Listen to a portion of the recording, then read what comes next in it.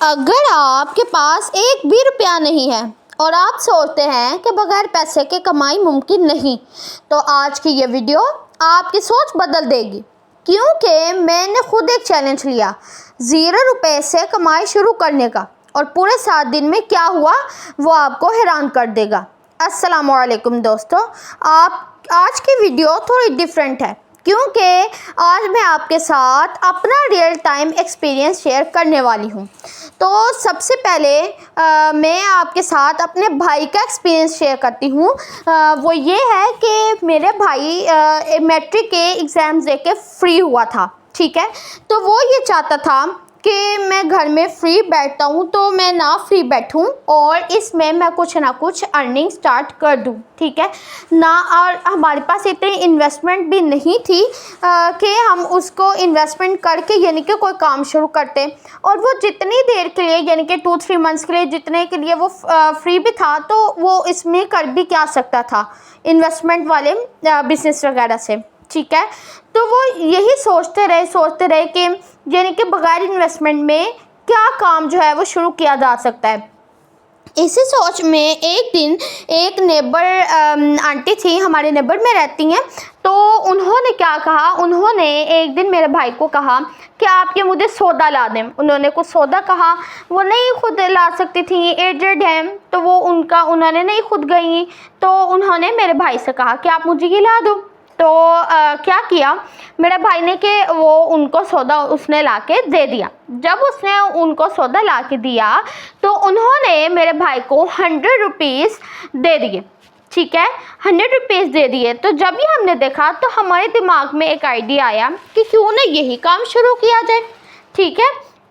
उसके बाद फिर बाकायदा मेरे भाई ने बाहर लिख के लगा दिया कि अगर किसी ने सौदा मंगवाना है, कोई एजेंट है या कोई किसी मसरूफियत की वजह से, किसी मजबूरी की वजह से बाहर नहीं जा सकती, गोश्त, सब्ज़ी, लैस वगैरह कुछ भी अगर लाना है तो वो ये काम उनके लिए कर सकता है, ठीक है। इसी तरह से ही यानी कि उसको कुछ यानी कि लोग कहते रहे कि हमें सौदा ला दो। कोई दूर का अगर सफ़र होता तो मेरा भाई ले लेता 300-400, ठीक है। और अगर इसी मोहल्ले से ही ला के देना होता तो 100 रुपीज़ इनफ थे, ठीक है। इस तरह से क्या हुआ कि वो दिन में अच्छे खासे पैसे कमा लेता था, ठीक है। और इससे क्या हुआ कि अब वो अपना जो खर्चा है वो अब खुद उठा लेता है, यानी कि थोड़ा बहुत जो अपना खर्चा है या कुछ खाने पीने का दिल किया तो वो खुद अपना इस तरह से खर्चा कर लेता है, ठीक है।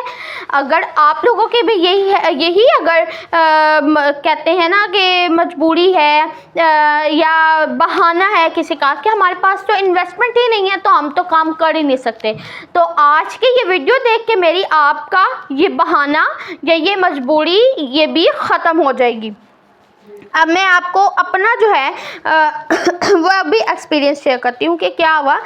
पहले दिन जो है ना क्या किया मैंने कि मेरे पास कुछ भी नहीं था, ना ही पैसे और ना ही कोई बड़ा स्किल, ठीक है।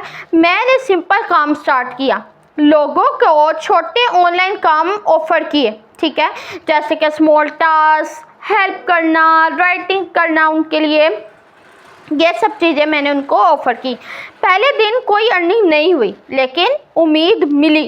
दूसरे दिन मैंने व्हाट्सएप और फेसबुक पे पोस्ट लगाई, क्योंकि हम कोई भी काम शुरू करते हैं चाहे हमारी उसमें कोई स्किल दरकार है या नहीं है, उसमें हमारी कोई इन्वेस्टमेंट लगी है या नहीं है, लेकिन उसको ऑनलाइन हमें प्रेजेंट करना बहुत ही ज़्यादा ज़रूरी है। क्योंकि आजकल के लोगों को जो भी चीज़ चाहिए होती है वो ऑनलाइन आगे सीधा सर्च कर लेते हैं, वो इधर उधर से अब ज़्यादा पूछने से वो ऑनलाइन सर्च करते हैं। तो इसीलिए मैंने भी अपने आप को ऑनलाइन प्रेजेंट किया कि मैं ये काम करती हूँ, मैं छोटे छोटे काम कर सकती हूँ, ठीक है।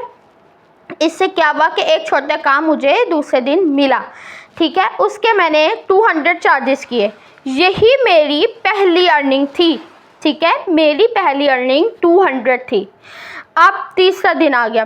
तीसरे दिन मैंने मज़ीद लोगों से कांटेक्ट किया और अपने काम को भी इम्प्रूव किया। ये नहीं कि सिर्फ कांटेक्ट करने पे ध्यान देना है, अपने काम की क्वालिटी पे भी तवज्जो देनी है। जितना आपका काम इम्प्रूव होगा उतना ही आपको क्लाइंट्स भी मिलेंगे, ठीक है। इस तरह से क्या हुआ कि मुझे क्लाइंट्स मिले और तीसरे दिन मैंने अल्हम्दुलिल्लाह 500 रुपीज़ अर्न किए, ठीक है। इसी तरह ही चौथा दिन आ गया। चौथे दिन भी मैंने अपनी गलतियों से सीखा और काम को बेहतर किया और मज़ीद अपने काम को फैलाया, लोगों को बताया, ठीक है। इससे क्या हुआ कि मुझे चौथे दिन 700 रुपीज़ तक मैं पहुंच गई, ठीक है। उसके बाद अब आ जाता है जी पाँचवा दिन। पाँचवें दिन भी मैंने रिपीट कस्टमर मिलने लगे, ठीक है, क्योंकि मैंने अपना काम इम्प्रूव किया था, उनको अच्छा काम करके दिया था, तो मुझे वही रिपीट कस्टमर भी मिले। यही मैं इसलिए आप लोगों को कहती हूँ कि कस्टमर के साथ आपका रवैया अच्छा होना चाहिए। मेरा उनके साथ रवैया भी अच्छा था, चाहे वो जैसे भी थे, रवैया अच्छा हो और मेरा काम अच्छा था, मैं दिन ब दिन इम्प्रूव कर रही थी, तो मुझे पाँचवें दिन जो है वो रिपीट कस्टमर भी मिले, ठीक है। इससे क्या रिज़ल्ट है मेरे पास कि मुझे पाँचवें दिन 1000 रुपीज़ जो है वो अर्निंग हुई, ठीक है। उसके बाद अब मुझे यकीन आ गया था कि ये पॉसिबल है, ठीक है। इसी तरह से ही मैं मेहनत करती रही और मुझे छठे दिन 1500 रुपये अर्न हुए। सातवें दिन मैंने अपने आप को जो दिया हुआ चैलेंज था वो कंप्लीट किया और मुझे सातवें दिन 4000 रुपीज़ मिले, ठीक है। दोस्तों, ये कोई मैजिक नहीं है, ये सिर्फ कंसिस्टेंसी और मेहनत है।